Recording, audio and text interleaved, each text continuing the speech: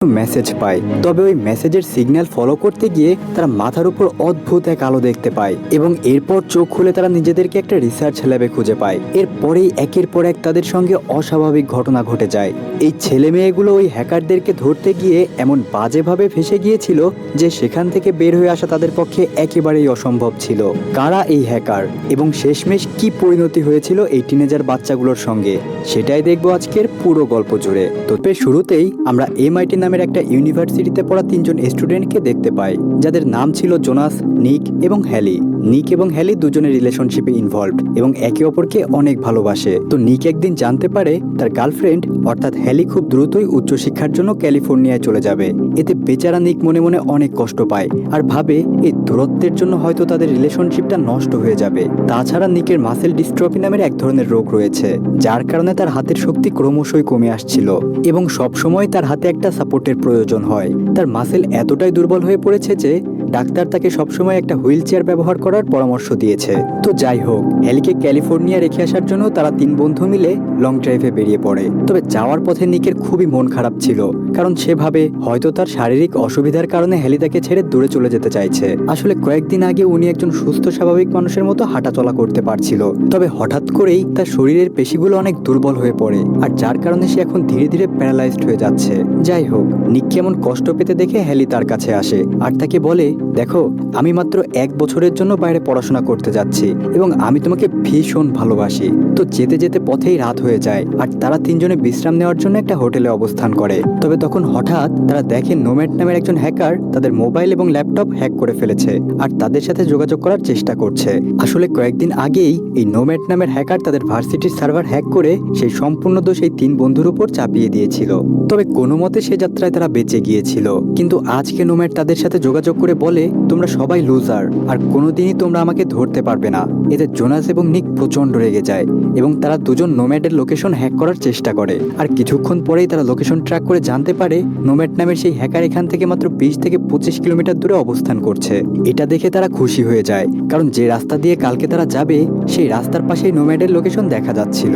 তাই পরের দিন আবারও তারা তাদের গন্তব্যের উদ্দেশ্যে বেরিয়ে পড়ে এবং মাঝপথে নোম্যাডের সেই লোকেশনে এসে দাঁড়িয়ে পড়ে আর ভাবে এবার ওই হ্যাকারকে তারা এক হাত দেখেই নিবে। তবে ওই জায়গাটা ছিল একেবারেই নিরিবিলি এবং জনবসতিহীন আর সেই হ্যাকারদের লোকেশনে তারা ছোট্ট একটা ঘর দেখতে পায়।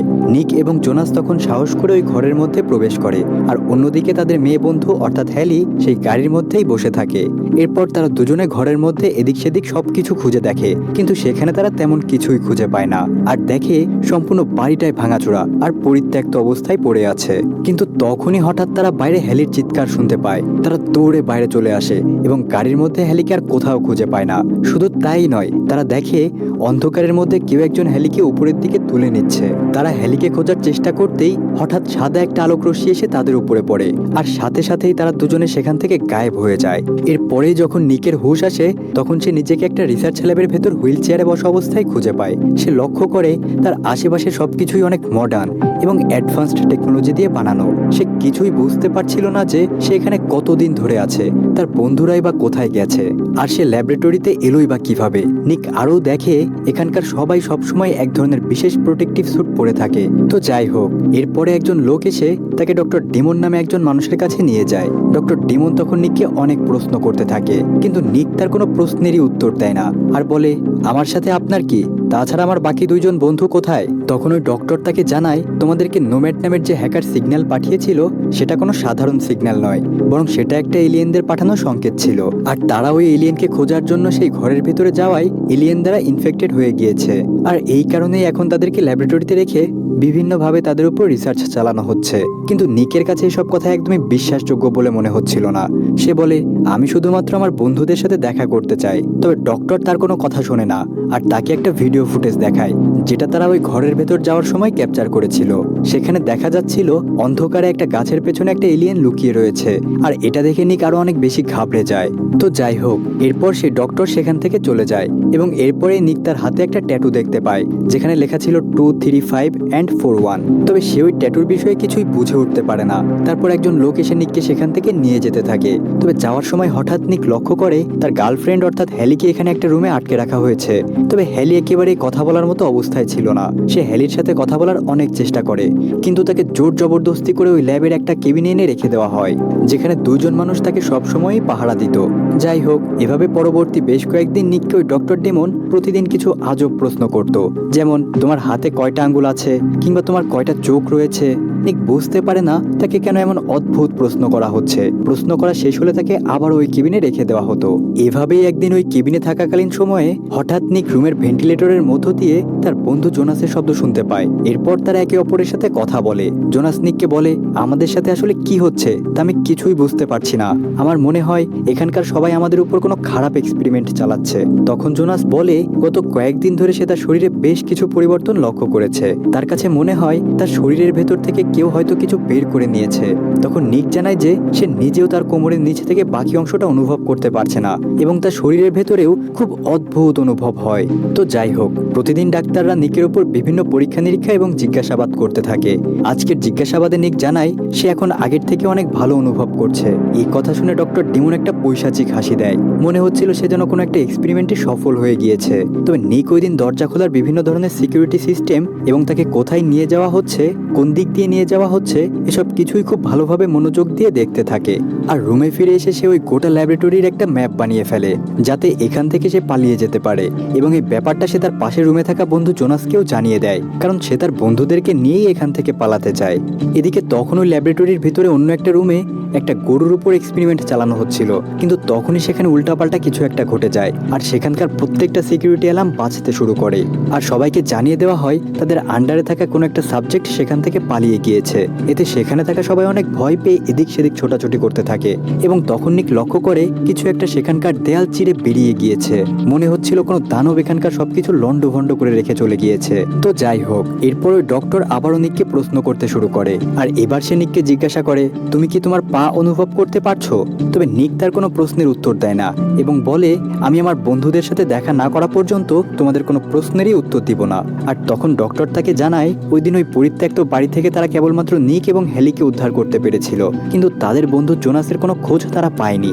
এই কথা শুনে নিক অবাক হয়ে হাসতে থাকে, কারণ সে তো প্রতিদিনই ভেন্টিলেটর দিয়ে জোনাসের সাথে কথা বলতো।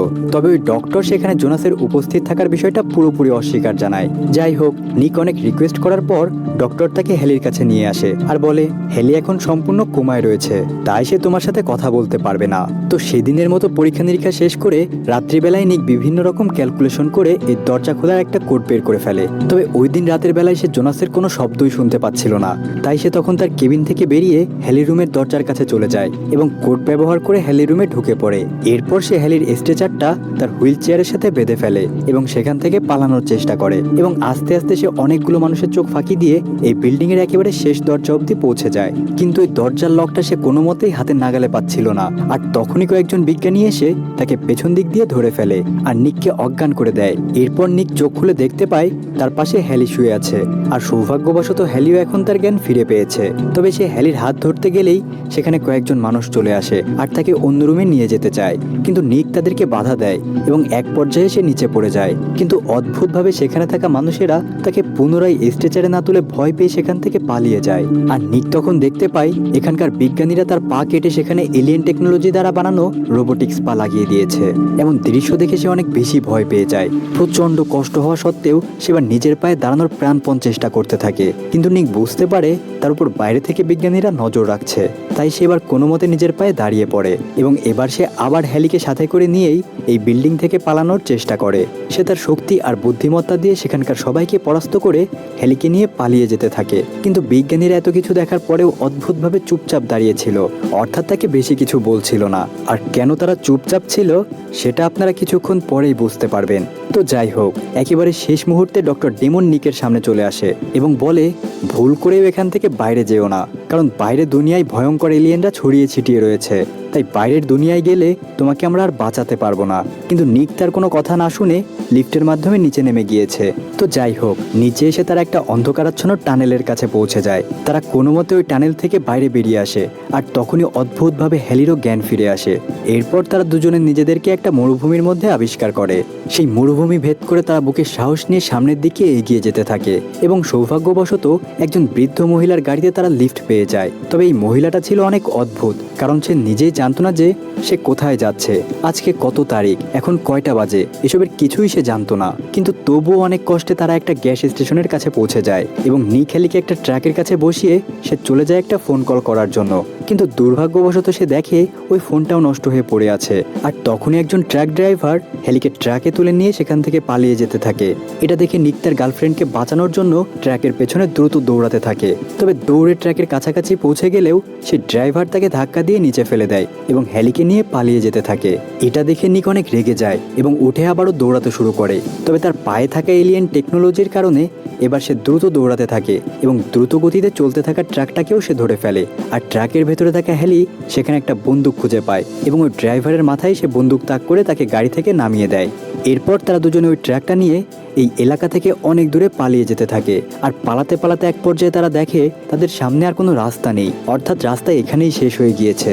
এটা দেখে তারা গাড়িটা ঘুরিয়ে নেয় এবং দেখতে মিউজিয়ামের মতো একটা জায়গায় চলে আসে এবং সেখানে গিয়ে তারা এই পুরো জায়গাটার একটা ম্যাপ খুঁজে পায়। তবে এই ম্যাপটাও নিকের কাছে ঠিকঠাক বলে মনে হচ্ছিল না। তারা দুজনেই এতে প্রচণ্ড হতাশ হয়ে যায় আর দেখতে দেখতে সেখানে রাত হয়ে যায়। আর রাতের বেলায় নিক অনুভব করতে পারে যেন কেউ একজন তাদের আশেপাশেই রয়েছে। এদিকে ল্যাবরেটরিতে থাকা ডক্টর ডেমন তার সহকর্মীদেরকে নিয়ে নিক এবং হেলিকে খুঁজতে বেরিয়ে পড়েছে। তো যাই হোক, এদিকে নিক তখন সেই প্রোটেক্টিভ স্যুট পরিহিত অবস্থায় একজনকে সেখানে খুঁজে পায় এবং সে আর কেউই নয় বরং তার বন্ধু জোনাস। জোনাস নিজেও কয়েকদিন আগে সেই ল্যাবরেটরি থেকে পালিয়ে এসেছিল। জোনাস বলে, প্রতিদিন আসলে তুমি আমার সাথেই কথা বলতে এবং তোমার দেয়া কোড ফলো করে আমি সেখান থেকে বেরিয়ে আসতে পেরেছি। তবে এই লোকগুলো আমার আসল হাত কেটে ফেলে এলিয়েন টেকনোলজি দ্বারা বানানো একটা রোবোটিক্স হাত লাগিয়ে দিয়েছে। নিক তখন তার পায়ের ব্যাপারটাও তাকে জানায়। তখন জোনাস বলে, এই লোকগুলো আমাদের উপর হয়তো কোনো এলিয়েন এক্সপেরিমেন্ট চালাচ্ছে, আর হতে পারে এখন আমরা পৃথিবীর অন্যতম সুরক্ষিত জায়গা এরিয়া 51-এ রয়েছে। কারণ আমাদের হাতে যে নম্বরগুলো রয়েছে অর্থাৎ 2, 3, 5 এবং 41, এগুলো যোগ করলেই হয় 51। এই এরিয়া 51 আসলে ইউএস আর্মিদের একটা টপ সিক্রেট বেজ। আর শোনা যায় সেখানে বিজ্ঞানীরা এলিয়েনদের নিয়ে অনেক গবেষণা করে এবং সিক্রেট প্ল্যান বানায়। যাই হোক, পরদিন ওই 3 বন্ধু ওই এলাকা ছেড়ে যাওয়ার জন্য ট্রাকে করে রওনা দেয়। কিন্তু যেতে যেতে তারা এক পর্যায়ে একটা আর্মি চেকপোস্টের সামনে এসে পড়ে এবং ওই আর্মিরা রাস্তার উপরে একটা পিলার ফেলে দেয় এবং এতে তারা ট্র্যাক নিয়ে আর সামনে এগোতে পারে না। তাই জোনাস তার বন্ধুদেরকে বাঁচানোর জন্য নিজের জীবনের ঝুঁকি নিয়ে আর্মিদের সঙ্গে লড়াই করতে করতে দ্রুত সেখানকার কন্ট্রোল রুমে ঢুকে পড়ে। সেখানে গিয়ে সে আর্মিদের সিকিউরিটি সিস্টেম হ্যাক করার চেষ্টা করে যাতে নিক এবং হেলি ট্র্যাক নিয়ে এখান থেকে পালিয়ে যেতে পারে। কিন্তু তার ওই রোবোটিক্সের হাত আকারে অনেক বড় হবার কারণে সে কোনোভাবেই ল্যাপটপের বোতাম টিপতে পারছিল না। এদিকে আর্মিরা জোনাসকে লক্ষ্য করে অনেক গুলি ছোড়ে এবং এক পর্যায়ে তারা কন্ট্রোল রুমটাকে বোমা মেরে উড়িয়ে দেয়। এতে জোনাস প্রচণ্ড আহত হয়ে যায়। তবে নিক তাকে সেখান থেকে উঠিয়ে পালানোর চেষ্টা করে। তখন জোনাস বলে, তোমরা দুজনে এখান থেকে চলে যাও, আমি মিলিটারিদের আটকাচ্ছি। তাই আর কোনো উপায় না দেখে নিক হেলিকে নিয়ে ট্র্যাকে চড়ে বসে এবং জোনাস বন্ধুদেরকে বাঁচানোর জন্য তার হাত ব্যবহার করে রাস্তায় ফেলে রাখা ওই পিলারটিকে ভেঙে গুঁড়িয়ে দেয়। আর এরপর সে নিজের হাত মাটিতে মেরে ভয়ঙ্কর একটা শকওয়েভ তৈরি করে সম্পূর্ণ মিলিটারি চেকপোস্টটাই ধ্বংস করে ফেলে। আর এতে বড় বিস্ফোরণের ফলে ঘটনাস্থলেই জোনাস মারা যায়। আর এদিকে নিক এবং হেলি প্রচণ্ড কষ্ট হওয়া সত্ত্বেও সেই ট্রাকটা নিয়ে দ্রুত সেখান থেকে পালাতে থাকে। কিন্তু কিছু দূর আসার পরে ডক্টর ডেমন আবারও তার দলবল নিয়ে তাদের পথ আটকে দেয়। এটা দেখে নিক আরও রেগে যায় এবং দ্রুত গতিতে ট্রাক চালিয়ে তাদের দিকে যেতে থাকে। তবে ডেমন তখন তাদের ট্রাকের টায়ার পাংচার করে দেয়। আর এতে ওই ট্রাক নিয়ে তারা দুজনে ভয়ঙ্কর রকম একটা অ্যাক্সিডেন্ট করে আর তারা দুজন প্রচণ্ড আহত হয়ে যায়। আর এদিকে ডক্টর ডেমন তখন খুব দ্রুত হেলিকে নিজেদের কবজায় করে ফেলে এবং একটা হেলিকপ্টারে তুলে সেখান থেকে দূরে পাঠিয়ে দেয়। নিক তখনও অসহায়ের মতো রাস্তায় পড়ে থাকে। আর এরপরে ডক্টর ডেমন তার সামনে আসে। তবে তখন হঠাৎ নিক লক্ষ্য করে ডক্টর ডেমনের নামটা আসলে DEMON, যেটা উল্টো করে লিখলে হয় নোম্যাড। অর্থাৎ এটাই সেই হ্যাকার যে হ্যাকারটাকে খুঁজতে তারা সেই দিন ওই পরিত্যক্ত বাড়িটার কাছে গিয়েছিল। নিক বুঝে যায় এই ডক্টর ডেমনই হলো সেই হ্যাকার যে প্ল্যান করে তাদেরকে ভয়ঙ্কর জালে ফাঁসিয়ে তাদের উপর এলিয়েন টেকনোলজি দ্বারা বিভিন্ন এক্সপেরিমেন্ট করছে। এটা জানতে পেরে নিক তার উপরে প্রচণ্ড রেগে যায়। আর ভয়ঙ্করভাবে রেগে যাওয়ার ফলে তার পা দুটো আগুনে পুড়ে জ্বলজ্বল করতে থাকে এবং এক পর্যায়ে সে প্রাণপণে ওই ডক্টরের দিকে দৌড়ে যেতে থাকে। সে শব্দের চেয়েও দ্রুত গতিতে দৌড়াতে থাকে। তবে কিছু দূর যাওয়ার পর সে হঠাৎ অদৃশ্য একটা কাচের মতো দেয়ালে ধাক্কা খায় এবং সেই দেয়াল ভেদ করে সে রীতিমতো অবাক করা একটা অদ্ভুত দুনিয়ায় পৌঁছে যায়। এবার সে পেছনের দিকে তাকালে বুঝতে পারে পেছনের দুনিয়াটা যেন সম্পূর্ণ 3D গ্রাফিক্স দিয়ে তৈরি করা ছিল। অর্থাৎ সেখানকার সবকিছুই কৃত্রিমভাবে তৈরি করা ছিল। এবং এরপরেই তার সামনে ডক্টর ডেমন চলে আসে আর নিজের সেই অদ্ভুত হেলমেটটা খুলে ফেলে। তখন নিক দেখে ওই ডক্টর কোনো মানুষ নয় বরং সেও একটা এক্সপেরিমেন্টের অবজেক্ট। তার শরীরে সবকিছুই রোবটের মতো, তবে শুধুমাত্র মুখটা মানুষের মতো রাখা হয়েছে। তখন নিক বুঝতে পারে ওই ডক্টর কোনো মানুষই ছিল না বরং সে ছিল একটা এলিয়েন।